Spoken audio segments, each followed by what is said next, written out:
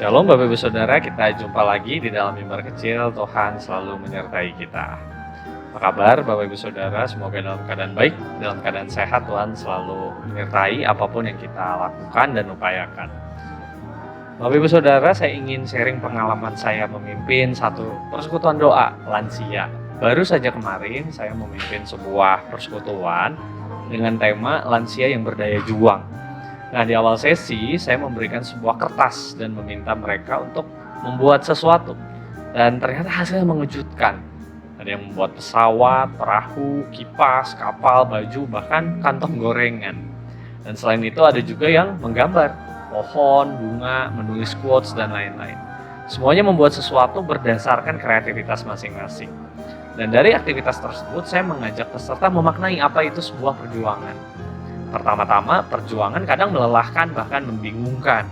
Saat pertama kali dikasih kertas, tidak otomatis mereka tahu apa yang harus dilakukan. Bahkan harus nunggu beberapa detik, beberapa menit, baru deh dapat satu ide. Tak mudah, tapi toh dilakukan juga dan bisa membuahkan sesuatu yang baik.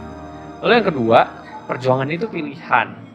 Orang yang berjuang adalah orang yang memilih dengan sadar untuk tidak menyerah.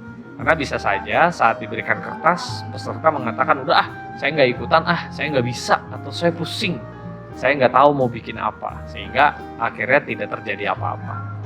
Dan yang ketiga, yang terakhir, perjuangan itu unik. Mengapa unik? Karena perjuangan itu berdasarkan apa yang ada pada kita, bukan yang tidak ada pada kita. Kita diminta untuk secara kreatif mengelola sumber daya yang ada. Dan dari aktivitas ini, sumber dayanya adalah kertas. Dan apa hasilnya dari kertas itu? Sesuatu yang luar biasa. Firman Tuhan dari 1 Korintus 15 ayat 58 mengatakan demikian. Karena itu saudara-saudaraku yang kekasih, berdirilah teguh, jangan goyah, dan giatlah selalu dalam pekerjaan Tuhan, sebab kamu tahu bahwa dalam persekutuan dengan Tuhan, jerih payahmu tidak sia-sia. Setelah Rasul Paulus mengutarakan teologi kebangkitan dari Tuhan Yesus dan menegaskan kemenangan atas maut, Paulus kemudian memberikan semangat di dalam pelayanan kepada jemaat di Korintus, bahwa jerih payah di dalam Tuhan itu tidak sia-sia. Paulus mengajak jemaat Korintus untuk tetap berjuang, meski kadang perjuangan itu melelahkan, tetapi mereka diminta tidak goyah. Meski perjuangan pelayanan penuh tantangan, jemaat diminta memilih dengan sadar untuk tidak menyerah, dan mengingat konteks Korintus itu penuh dengan karunia roh, maka pelayanan itu perlu dilakukan berdasarkan karunia Roh Kudus yang ada pada mereka. Maka mari belajar Bapak Ibu Saudara, mari belajar tetap berjuang, baik di dalam kehidupan kita sehari-hari, di dalam keluarga, di dalam pelayanan gereja, dimanapun berada. Mari berjuang dengan memilih dengan sadar tidak menyerah, kreatif, dan menggunakan apa yang ada pada diri kita, karunia Tuhan untuk sesuatu yang baik. Kiranya Tuhan menolong kita. Amin. Mari kita berdoa.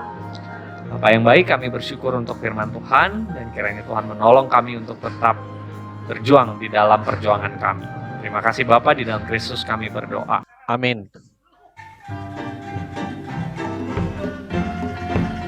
Tuhan mengutus kita ke dalam dunia, bawa pelita kepada yang gelap. Meski dihina serta dilanda duka, harus melayani dengan sepenuh. Dengan sedang, marilah kita melayani umat-Nya. Dengan senang, berarti kita memuliakan nama-Nya.